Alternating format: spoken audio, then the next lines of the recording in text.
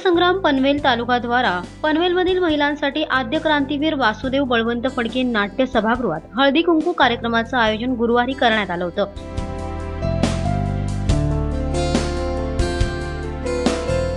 या प्रसंगी शिवसंग्राम संघटनेचे रायगड जिल्हा अध्यक्ष विनोद सदाशिव साबळे, पनवेल तालुका अध्यक्ष विनोद लबडे, पनवेल महिला तालुका अध्यक्ष सुप्रिया मांडवकर, शिवसंग्रामच्या आमदार भारतीताई लवेकर, पनवेल तालुका महिला उपाध्यक्ष रोशनी चव्हाण आदी मान्यवरांसहित मोठ्या संख्येने महिला उपस्थित होत्या।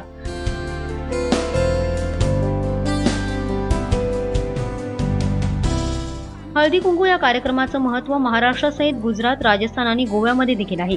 या दिवशी सुवासिनी महिला सौभाग्याचं मान लुटतात। या प्रसंगी आमदार भारतीताई लवेकर यांनी आपल्या भावना व्यक्त करताना म्हटलं की स्त्री आणि पुरुष एकाच रथाची दोन चाकं आहेत।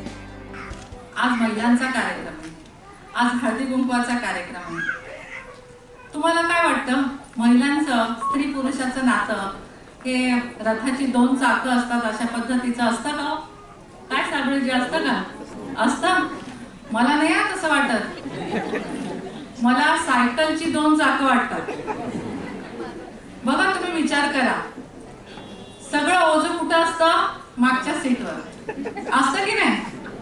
चाक कुठे मागचं म्हणजे ती स्त्री। लॉक कुठं असतं?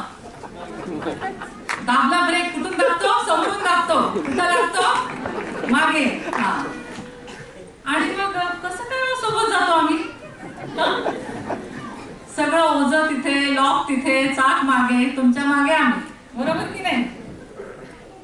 माफ करा, पण मी पुरोगामी विचारांची आहे आणि इथं सांगायला आनंद वाटतो मला की शिवसंग्रामचे अध्यक्ष आणि नेते विनायकरावजी मेटे हे सुद्धा अतिशय पुरोगामी विचारांचे असल्यामुळेच मी त्या ठिकाणी त्यांच्यासोबत इतके वर्ष झाले काम करते आहे।